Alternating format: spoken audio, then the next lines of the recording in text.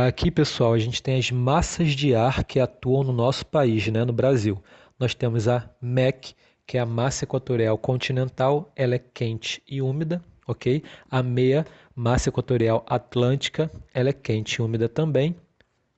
A MTC, massa tropical continental, ela é quente e seca, tá?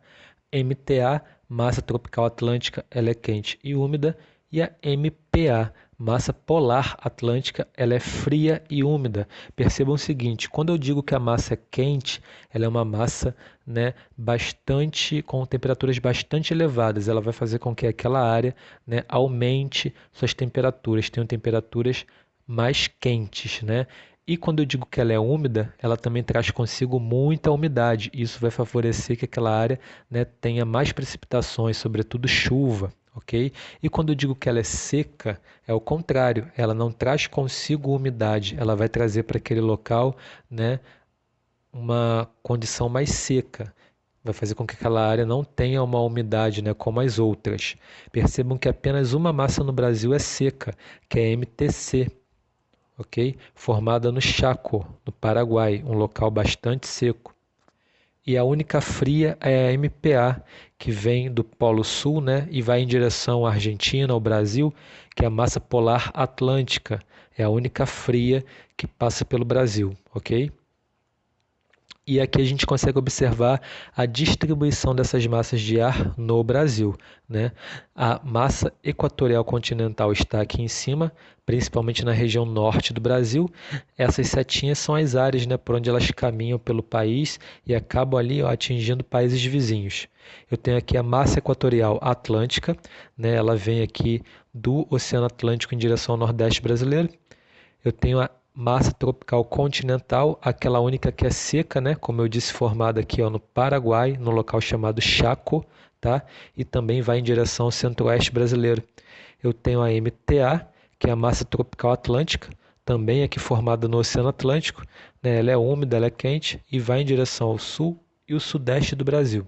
Eu tenho a MPA, que é a massa polar atlântica, né? Aquela única fria que se forma lá no Polo Sul e vem em direção aqui à Argentina, ao Uruguai e também aqui acaba passeando pelo nosso país, o Brasil. Então essas daqui são as 5 massas de ar que atuam em território brasileiro, ok? Vamos aos tipos de climas brasileiros, pessoal. Eu tenho aqui ó, o clima equatorial, ele é quente e úmido praticamente o ano inteiro. A massa de ar predominante é a massa equatorial continental, a MEC, e a região mais atingida é o norte do Brasil. Nós temos aqui ó, um climograma, né, que vai aí representar o clima equatorial. A gente observa aqui que esses retângulos azuis, né, são as concentrações de chuva pelo ano, né? Aqui estão as iniciais, ó, janeiro, fevereiro, março, abril, maio, junho, julho, agosto, setembro, outubro, novembro, dezembro. Né, eu percebo aqui que o mês que menos choveu foi o mês de julho e o mês que mais choveu foi o mês de janeiro. Né? Tem uma amplitude térmica bastante estável, né? Ela é estável, ou seja, as temperaturas não modificam muito, ela se mantém quente praticamente o ano todo, ó, próximo aqui à casa dos 30 graus, ok? E aqui uma paisagem para a gente observar, né, dentro do clima equatorial, que é bastante úmido, né, bastante chuvoso e favorece para que essas paisagens possam existir. O clima tropical, né, que tem até música para esse clima no Brasil, tem 2 estações bem definidas, uma quente e chuvosa, que é o verão, e outra com temperaturas mais baixas, né, mais amenas, mas com baixa umidade, ou seja, quase não chove, que é no inverno brasileiro. Né? A massa de ar predominante é a massa tropical continental e a região mais atingida por esse clima é o centro-oeste do Brasil, Mato Grosso do Sul, estado de Goiás e Brasília, que é a nossa capital. Aqui está um climograma, né, para a gente observar do clima tropical. Eu tenho aqui as chuvas concentradas no início e no final do ano. E realmente eu tenho aqui o meio do ano, o inverno mais frio, né, e mais seco também. Chove menos e a temperatura, ó, cai um pouco mais. A amplitude térmica aqui é maior do que no primeiro clima, né? Aqui a gente tem ó, uma amplitude térmica bem estável. Já aqui uma amplitude térmica que fez uma barriga maior, né? Ou seja, a temperatura que caiu, ó, próxima à casa dos 19 graus, ok? E aqui eu tenho uma fotografia aí que mostra para nós uma área localizada no clima tropical, que é Brasília, né, nossa capital. Os climas, né, litorâneo úmido, tropical litorâneo úmido é muito parecido com o clima tropical, porém, né, chove um pouco mais no inverno e as temperaturas também são mais amenas, né? Aqui a gente tem a fotografia de uma praia, né, em Cabo Frio, no estado do Rio de Janeiro, onde esse clima, né, é predominante. Eu tenho o tropical de altitude, né? Ele é uma espécie de variante do clima tropical, né? Ele acontece em áreas com altitude bem elevada, né? Áreas bastante altas. Eu tenho aí a massa tropical atlântica, né, como massa predominante, e as regiões podem ser no sudeste e sul brasileiro, né? Aqui eu tenho um climograma que vai mostrar para nós, né, onde as temperaturas no meio do ano no inverno, elas caem muito mais, né? A amplitude térmica aqui é maior. E as chuvas são distribuídas muito parecidamente com o clima tropical, né, com o início e o final do ano mais chuvosos e o meio do ano aqui mais seco, né, com pouca chuva. Aqui uma imagem para a gente observar, né, onde está ali representado o clima tropical de altitude.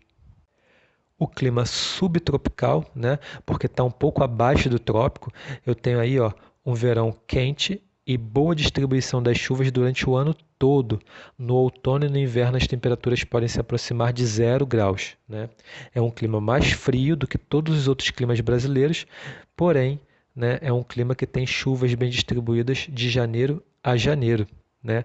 A massa de ar predominante são duas, né, as massas de ar, a tropical atlântica e a massa polar atlântica.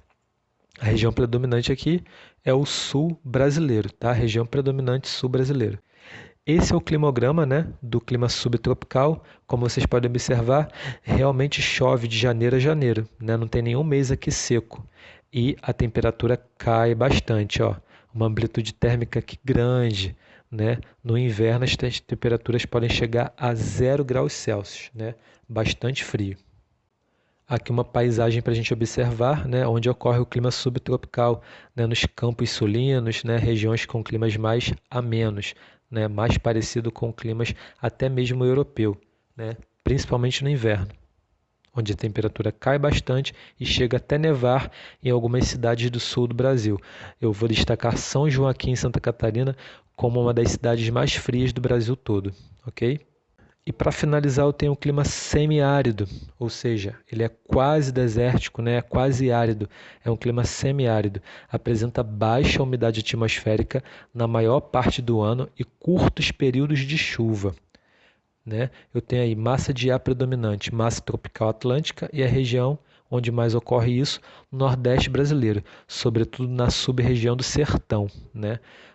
Onde chove muito pouco, pessoal. Observa isso aqui. Nesse climograma a gente vê, ó, que choveu aqui, principalmente nos meses de março, abril e maio, né? Um pouco em janeiro, fevereiro, junho, julho. Mas olha aqui, ó, outubro, novembro, né? Praticamente não choveu nada. Chove pouco durante o ano. É um clima muito mais seco, né? Enquanto o subtropical é o clima mais frio do Brasil, o semiárido é o clima mais seco do Brasil, né? E além de não chover, né, o ideal, as temperaturas também não ajudam muito, né? Elas se mantêm alta, ó, durante o ano todo. Teve uma queda muito leve aqui no inverno, né, mas praticamente não foi, né, o necessário para tornar um clima mais ameno. Né? O clima é quente, gente, durante o ano todo, tá? E chove também muito pouco. Ou seja, esses territórios, né, abrangidos por esse clima precisam ser cuidados. E aqui a gente observa, né, a vegetação mostra tudo, né, pessoal? Uma vegetação mais seca, uma vegetação mais acinzentada, mostra que realmente chove pouco lá e são plantas xerófilas, né, adaptadas a esse tipo de clima seco, né? Os cactos são grandes exemplos disso. A gente observa até o solo, né, um solo pedregoso, né, um solo aí áspero, ou seja, realmente chove muito pouco aqui no semiárido brasileiro. Ok, pessoal, com essa imagem eu vou fechar a aula por aqui. Eu espero que vocês tenham gostado, entendido. Qualquer dúvida pode colocar no post e a gente se encontra numa próxima aula. Um abraço para vocês.